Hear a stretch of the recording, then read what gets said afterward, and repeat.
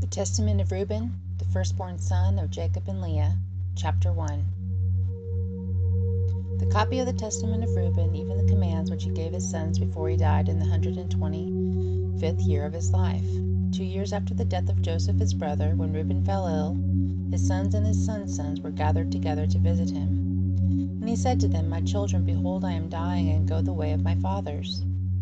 And seeing there Judah and Gad and Asher his brethren, he said to them, Raise me up, that I may tell to my brethren and to my children what things I have hidden in my heart. For behold, now at length I am passing away. And he rose and kissed them, and said unto them, Hear, my brethren, do ye, my children, give ear to Reuben your father in the commands which I give unto you. And behold, I call to witness against you this day the God of heaven, that ye walk not in the sins of youth and fornication, wherein I was poured out, and defiled the bed of my father Jacob. And I tell you that he smote me with a sore plague in my loins for 7 months, and had not my father Jam prayed for me to the Lord would have destroyed me. For I was 30 years old when I was wrought the evil thing before the Lord, and for 7 months I was sick unto death. And after this I repented with set purpose of my soul for 7 years before the Lord. And wine and strong drink I drank not, and flesh entered not into my mouth, and I ate no pleasant food, but I mourned over my sin, for it was great, such as not been in Israel. And now hear me, my children, what things I saw concerning the 7 spirits of deceit when I repented.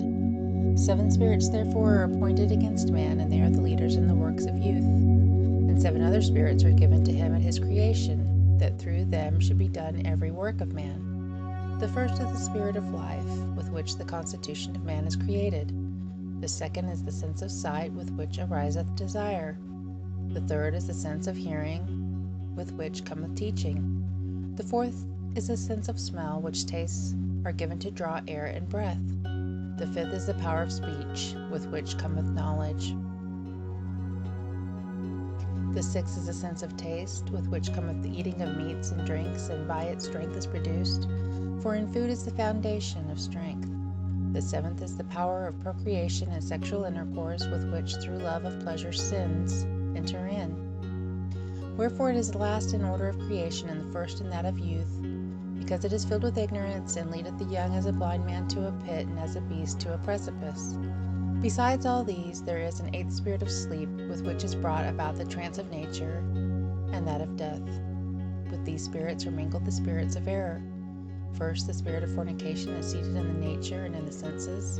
The second, the spirit of insatiableness in the belly. The third, the spirit of fighting in the liver and gall. The fourth is the spirit of obsequiousness and chicanery. Through officious attention one may be fair in seeming.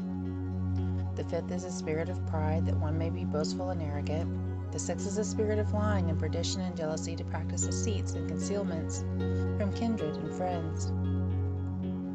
The seventh is the spirit of injustice, with which are thefts and acts of rapacity, that a man may fulfill the desire of his heart. For injustice worketh together with the other spirits by the taking of gifts. And with all these the spirit of sleep is joined, which is that of error and fantasy. And so perisheth every young man, darkening his mind from the truth, and not understanding the law of God, nor obeying the admonitions of his fathers, as befell me also in my youth. And now, my children, love the truth, and it will preserve you. Hear ye the words of Reuben your father.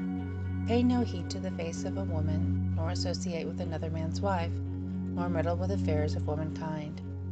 For had I not seen Bilhah bathing in a covered place, I had not fallen into this great iniquity.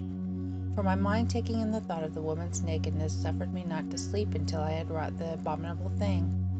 For while Jacob our father had gone to Isaac his father, when we were in Ader, near to Ephrath and Bethlehem, Bilhah became drunk and was asleep uncovered in her chamber.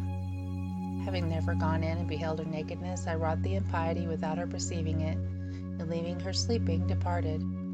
And forthwith an angel of God revealed to my father concerning my impiety, and he came and mourned over me, and touched her no more. Chapter 2.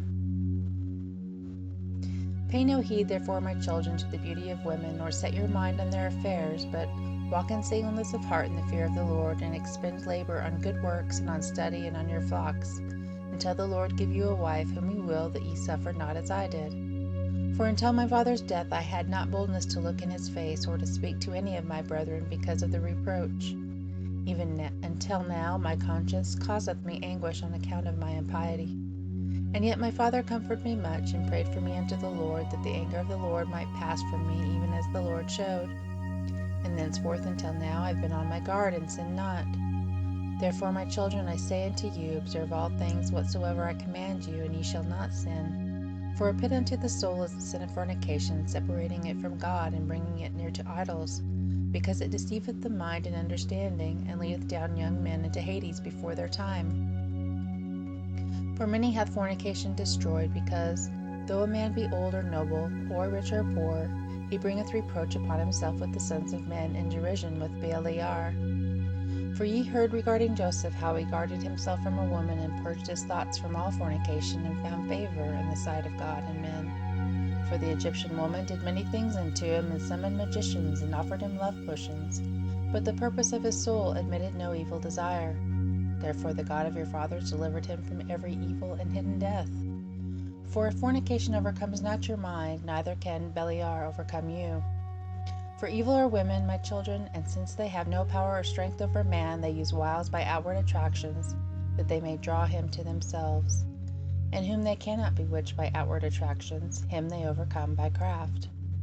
For moreover, concerning them, the angel of the Lord told me and taught me that women are overcome by the spirit of fornication more than men, and in their heart they plot against men, and by means of their adornment they deceive first their minds, and by the glance of the eye instill the poison, and then through the accomplished act they take them captive.